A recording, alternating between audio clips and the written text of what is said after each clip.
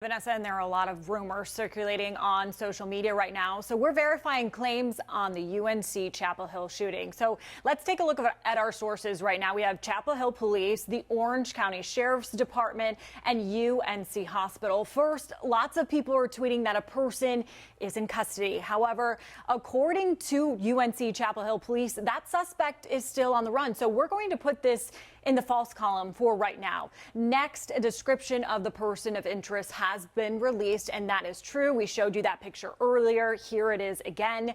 UNC Chapel Hill did send this out. Once again, they say he is not in custody at this time. Finally, people are claiming that several people have been injured. We're going to put this in the question mark category for now. Police haven't officially said if anyone has been injured. However, a spokesperson for UNC Charlotte says they have not received any patients related to the incident at this time. So there's still a lot going on, and there is still a shelter in place alert for students. Once we do learn more, though, Vanessa, we will continue to keep you all updated. With your Verify, I'm Bragg. Around 4 o'clock. That alarm clock set and ready as school is officially underway. But weeks before that alarm clock went off, So with the route dry run, it allows you to go out there, see where your stops are, see if you need to make any type of changes.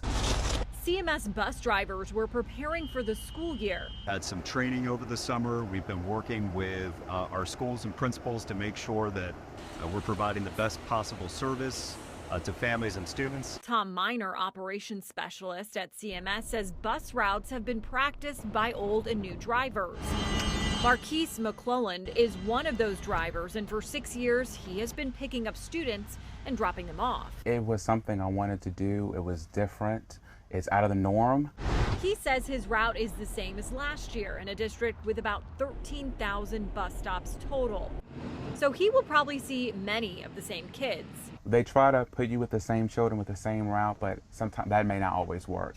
Meantime, have any routes been added? We tried to get creative too, putting some additional routes together.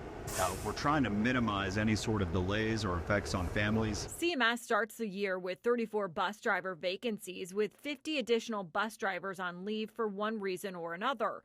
But with a $1,500 sign-on bonus and 49 new drivers hired this year, Miner is hopeful to fill the gaps. We've got an August class happening right now, so we've got new drivers that'll be starting in September, and then we have additional classes beginning in September. Hopefully hiring more drivers like Marquise. It's been rewarding every step of the way. Before becoming a driver, applicants must pass a drug screening, complete driving classes with CMS, and then ace a DMV road test. With your Verify, I'm Bragg.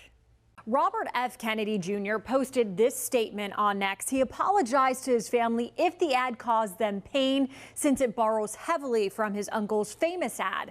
The commercial was created by American Values Super PAC, and Kennedy claimed he didn't have any involvement in creating it. He pointed out that Federal Election Commission rules prevent super PACs from consulting a candidate or his staff. So does the FEC rule actually prohibit super PACs from consulting with the campaign? Let's verify.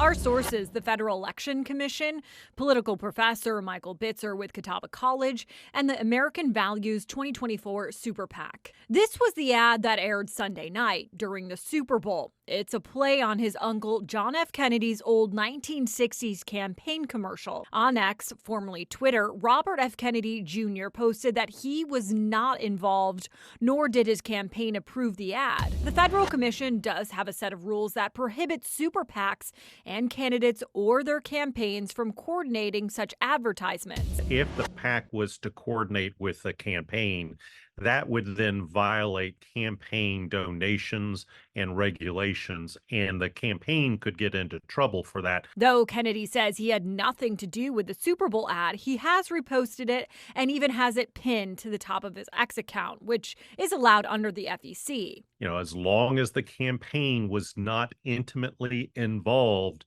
in the development or the strategy behind the advertisement, they certainly can utilize whatever a super PAC puts out there. Looking at the American Values 2024 website, they state they are supporting Robert F. Kennedy Jr.'s campaign. So we can verify that, yes, FEC rules prohibit super PACs from consulting with the campaign. Bitzer tells us Kennedy needs at least 82,000 signatures in North Carolina before noon on March 5th in order to be on the ballot here as an independent. If he becomes the Libertarian nominee, he will automatically be on the ballot in North Carolina. With your Verify, I'm Megan Bragg. This claim actually comes from Reddit, and the post has more than 40 comments and almost 100 shares. It questions whether the statue actually depicts the ghost of Queen Charlotte because the way her body is posed resembles her spirit flying through the air. So let's verify. Our sources for this is we went to the Charlotte Douglas International Airport and the artist himself, Raymond Caskey.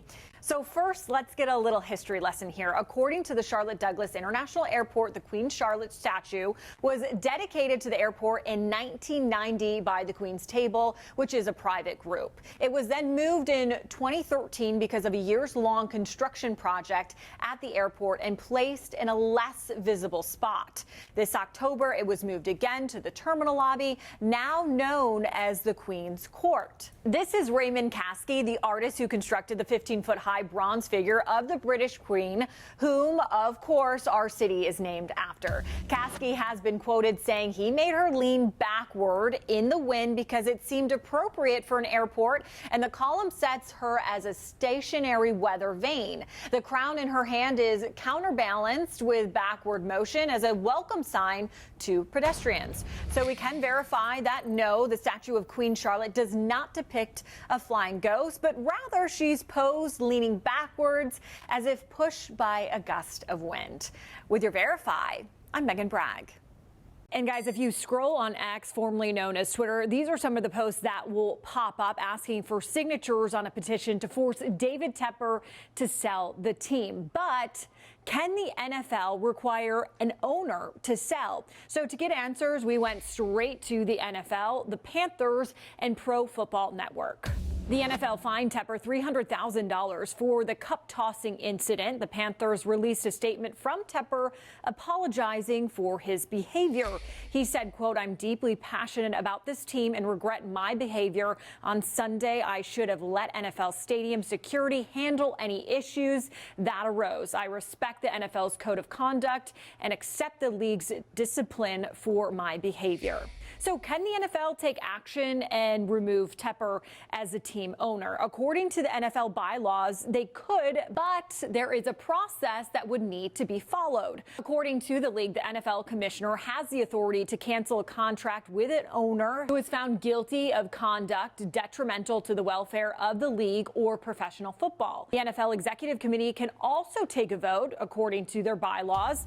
Any change in club ownership must be approved by at least 3/4 of the committee. The NFL executive committee includes 32 representatives, one from each league team. 24 of them would have to vote yes to remove an owner.